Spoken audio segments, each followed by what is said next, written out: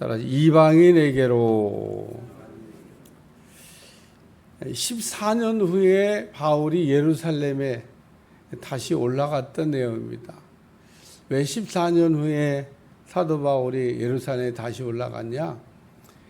갈라디아 지방에 가서 복음 전하다 보니까 다른 복음을 전하는 사람들이 이제 생겨나서 그 다른 복음 전하는 사람들의 문제를 정리하려고 지금 그 바울이 예루살렘에 올라갔다 그런 얘기입니다. 바울은 우리가 아는 대로 그 사도행전 9장에서 은혜를 받고 아라비아 사막으로 가서 약 한 3년 정도 경건 생활하고 기도도 하고 말씀도 연구하고 그렇게 하다가 예루살렘으로 올라왔습니다. 예루살렘으로 올라온 이유는 게바라고 이름하는 베드로를 만나고 그리고 또 다른 사도들도 만나고 그리고 또 야고보라고 하는 지도자도 만나고 그래서 이런 지도자들을 이렇게 두루 만나고 그 이방인 선교에 대한 추인을 받아야 되겠다. 그러니까 사도들에게 그 이방인 선교하는 것에 대한 인정을 받고 해도 된다고 하는 허락을 받은 후에 시작을 해야 되겠다 이렇게 생각을 해서 사도 바울이 그 아라비아로 갔다가 지금 다시 예루살렘에 올라왔는데 예루살렘에 올라와서 이제 게바라고 하는 사람하고 한 15일 그리고 야고보라고 하는 지도자하고 또 이게 만난 후에 다른 사도들은 아마 있었을 건데 만나지는 못했다고 이게 기록하고 있습니다. 야고보 외에는 주의 형제 야고보 외에는 다른 사도들은 보지 못했다. 그러니까 베드로와 한 15일 그리고 야고보 잠깐 보고 그리고 이제 내려갔는데 그래도 예루살렘 공동체의 가장 중요한 두 명의 그 어른, 두 명의 지도자가 베드로와 야고보이기 때문에 뭐 다른 사람들도 물론 있어서 같이 공동적으로 뭐 이렇게 이방인 선교에 대한 추인을 해줘도 좋겠지만 이 두 사람이 이방인 선교에 대한 뭐 추인을 해주면 뭐 다 해준 거다 뭐 그렇게 봐도 과언이 아닙니다. 그래서 이제 사도 바울이 그 이방인 선교를 이제 그 시작하게 되는데 어쨌든 사도 바울은 그 예수님께서 세워놓으신 권위들을 이렇게 또 예루살렘에 있는 그 권위들을 이렇게 순복하고 거기에 그 지시를 받으려고 올라갔던 겁니다. 14년이 지난 후에 다시 올라간 이유는 뭐 안 가도 되는데 문제가 발생된 겁니다. 바울이 복음을 전했는데 복음만 가지고 안 된다는 얘기입니다. 율법도 지켜야 된다고 하는 지도자들이 그 초대교회 때는 뭐 지도자들이 계속 이동을 하면서 그 말씀을 이렇게 가르치고 말씀을 전했기 때문에 예루살렘에서 올라왔던 어떤 유대인 지도자들이 그 뭐 복음 물론 좋지 복음으로 우리가 그 뭐 구원받는 거야. 그러나 율법도 지켜야 돼. 이러고 얘기해 가지고 그 갈라디아 지방에 있는 사람들이 율법에서 복음으로 갔다가 다시 또 율법으로 돌아간 일이 발생이 돼서 지금 올라간 겁니다. 그 문제 해결해 달라고. 그래서 14년 후에 바나바와 함께 디도를 데리고 다시 예루살렘에 올라갔는데 왜 올라갔냐? 첫 번째 2절에 있는 말씀같이 계시를 따라서 올라갔다. 계시는 사도행전 9장 15절에 나와요. 사도행전 9장 15절 한번 찾겠습니다.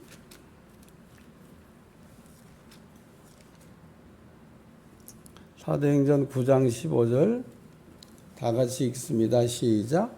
주께서 이르시되 가라. 이 사람은 내 이름을 이방인과 임금들과 이스라엘 자손들에게 전하게 하여 택한 나의 그릇이라. 그래서 주어가 내 이름을 이방인과 이방인에게 복음 전하는 게 1번이고요. 그렇다고 뭐 신분이 높은 사람들이나 이스라엘 자손들에게 복음 전하면 안 된다. 그건 아닙니다. 그러니까 주 사역이 이방인에게 복음을 전하는 거고, 임금들이나 이스라엘 사람에게도 전할 수 있지만, 이게 사도 바울이 가다 보면 유대인도 만날 거 아니에요. 유대인들에게도 복음을 전했겠죠. 이방인들에게만 전한 것은 아니다, 그런 얘기입니다. 그래서 계시를 따라 올라갔다는 얘기는 사도 바울이 무슨 다른 계시를 받은 게 아니라 지금 자기에게 주신 사명에 대해서, 자기가 해야 될 일에서 이 일을 따라서 지금 이방인의 복음을 전했는데, 이 복음을 전하다 보니까 지금 문제가 발생돼서 그 문제 해결해 달라고 내가 올라갔던 적이 있다, 그 얘기하는 겁니다. 사도행전 15장에 그 문제를 해결받아요. 율법의 무거운 짐을 지우지 아니하고, 그래서 예루살렘에서 그 베드로와 뭐 야고보를 포함해서 모든 사도들이 다 모여가지고 회의를 한 겁니다. 바울의 그 질의사항에 대해서 우리가 답변을 좀 해야 되겠다. 그래갖고 사도행전 15장을 읽어보면 이방인에게는 율법의 무거운 짐을 지우지 아니하고 신앙에 요긴한 세 가지만 지키라고 하자. 율법 아닙니다. 신앙생활에 아주 방해가 되는 것들이니까 그건 하면 안 된다. 그리고 가르쳐준 세 가지. 신앙이 어떤 규범 같은 거죠. 신앙생활 할 때 하나님을 믿는데 아주 방해가 되는 것들이니까 그거는 하면 안 된다. 그러면서 율법의 무거운 짐은 지우지 않아도 된다.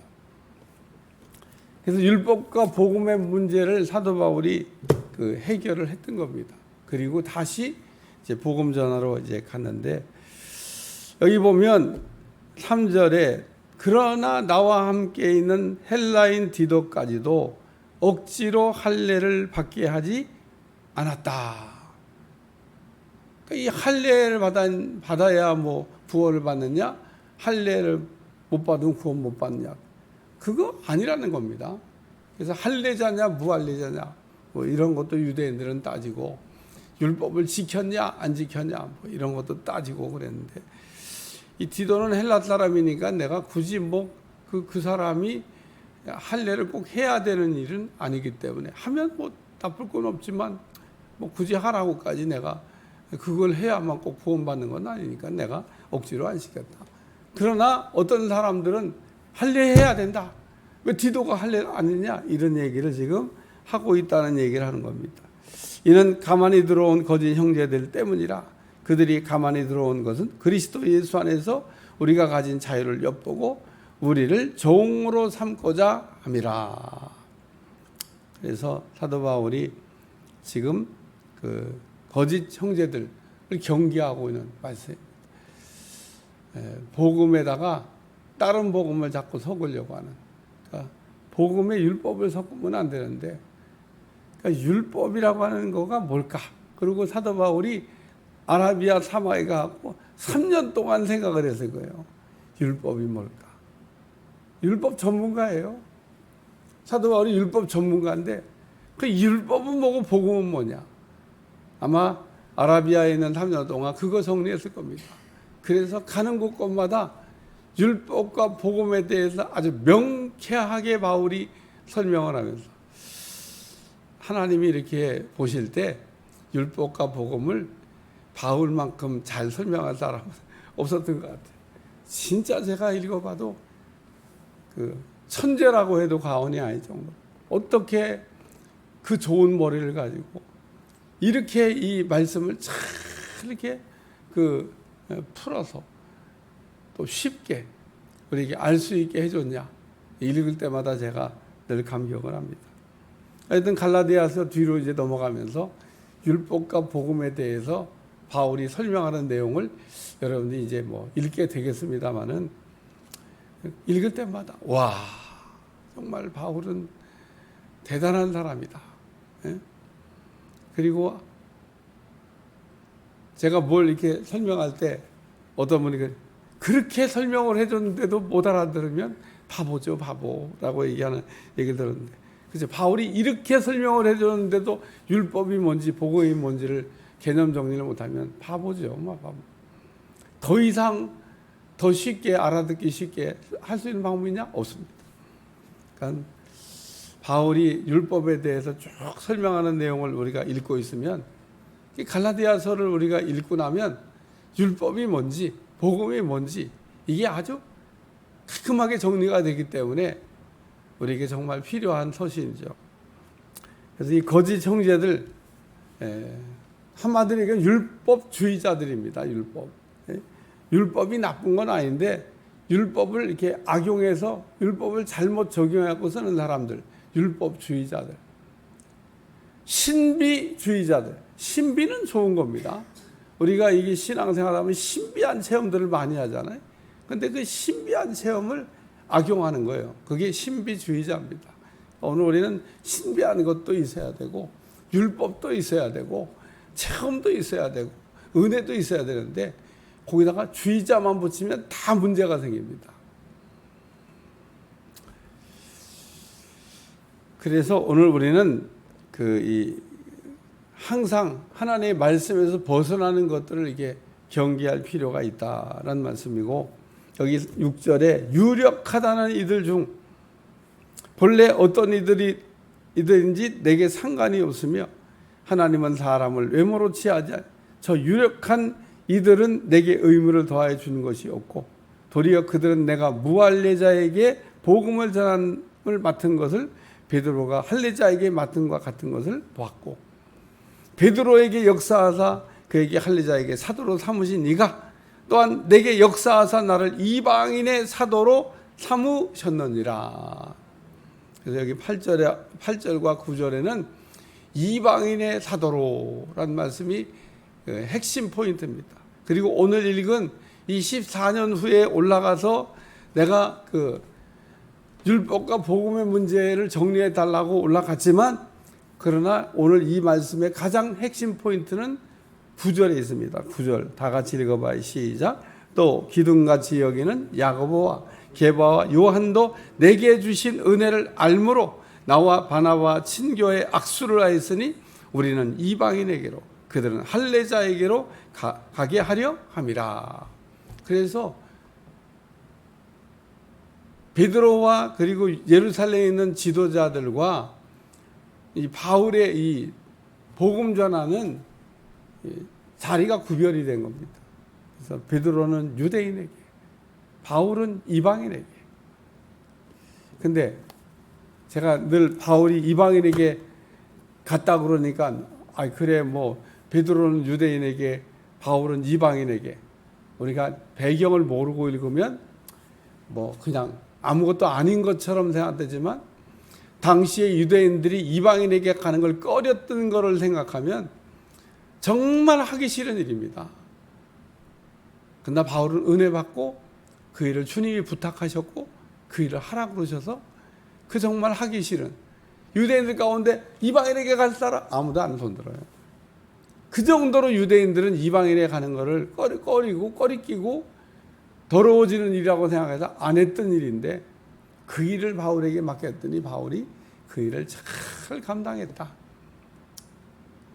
오늘날도 우리에게 우리 주님이 그런 일을 맡길 때가 있습니다. 데미안이라고 하는 그 사람 앞에 이름에 성자라는 이름이 붙었어요. 성자 데미안. 그 사람 어느 날 나병 환자들을 보고 나병 환자들을 돌보며 살아야 되겠다. 나병 환자 손에 갔어요. 근데 아무도 자기를 쳐다보지 않습니다. 그리고 무시합니다. 당신은 건강하고 우리는 병들었는데 뭔 건강한 사람이 뭐 우리를 동정한다고 우리한테 와가지고. 그래서 그 사람은 그 사람들이 피를 뽑아서 자기에 넣습니다. 자기도 그냥 나병 환자가 됐어. 나병 환자가 되어가지고 나병 환자를 돌봤습니다. 그래서 그 사람 앞에 이르면 성자 다미아예요. 그렇게 되는 게 쉬울까? 이방인의 사도가 되기 위해서 이방인이 된 겁니다. 유대인이 이방인의 사도가 돼서 이방인같이 된 겁니다. 로마서에 그렇게 됐다고 얘기하잖아요. 내가 헬라인에게는 헬라인같이, 유대인에게는 유대인같이, 이방인에게 이방인같이 됐다고 하는 얘기를 로마서에 쓰고 있는데, 쉬운 일인가? 쉽지 않은 일입니다. 오늘도 우리가 살아가면서 그 높은 자리에서 낮은 자리에 있는 사람들을 섬기는 게 아니라 높은 자리에서 낮은 자리로 내려가서 섬기려고 하는 게 쉽지가 않습니다. 여러분, 오늘 바울이 이방인의 사도로 갔다라는 이 말씀에 은혜가 되시길 바라고, 바울이 이방인 선교를 한 거는 합법적인 거라는 겁니다. 한마디로 예루살렘에 있는 지도자들에게 인정받고 그리고 갔고, 그리고 이 예루살렘에 있는 지도자들이 이방인의 사도로 보내면서 파송하면서 부탁한 게 뭐냐 하면 여기 10절에 다만 우리에게 가난한 자들이 를 기억하도록 부탁하였으니 이것은 나도 본래부터 심서 행한 일이다. 아마 예루살렘이 여러 가지로 어려웠던 것 같아요. 가난하고 어렵고. 근데 이방인들은 너무 잘 살아. 그러니까 그 잘 사는 혹시 복음을 전하게 되면 좀 이렇게 도우라고 좀 우리 예루살렘 좀 도우라. 이게 예루살렘이 이방인을 도와야 될 것 같은데 거꾸로 가서 이방인들이 계속 예루살렘에 초대교회 때는 헌금이 들어와 가지고 예루살렘에 있는 사람들에게 구제, 어려운 사람들을 이렇게 나눠주는 일을 했다 그런 얘기입니다. 그래서 바울이 그냥 툭 하면은 여러 가지 의도가 있었을 것 같아요. 예루살렘 교회가 너무 어려워요. 가서 복음 전하다 꼭 그 얘기하는 거예요. 예루살렘 교회가 너무 어려워요. 거기 어려운 사람들이 많아요. 굶고 있는 사람도 있어요. 그러니까 그럼 우리가 돈 내놓겠다고. 그래서 여러 선교지에서 헌금이 모아져 가지고 바울은 계속 사실은 예루살렘 안 가도 되는데 바빠요, 복음 전하기. 근데 그것도 전달해야 되잖아요. 배달 사고 나면 안 되지. 어떤 때는 따라가기도 하고 또 어떤 때는 같이 가기도 하고. 왜냐하면 이게 또 줬는데 또 바울이 또 어떻게 딴 데 또 전용하면 안 되는데 이런 생각할까봐. 왜? 돈은 깨끗해야 되니까. 그래서 거기 있는 사람들이 직접 돈을 가지고 바울하고 같이 와서 전달하고 뭐 이런 과정들이 서신에 아주 자세하게 기록되어 있습니다.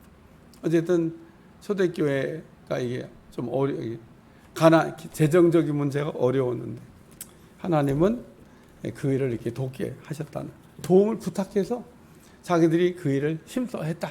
그 얘기도 이렇게 살짝 이렇게 쓰고 있습니다.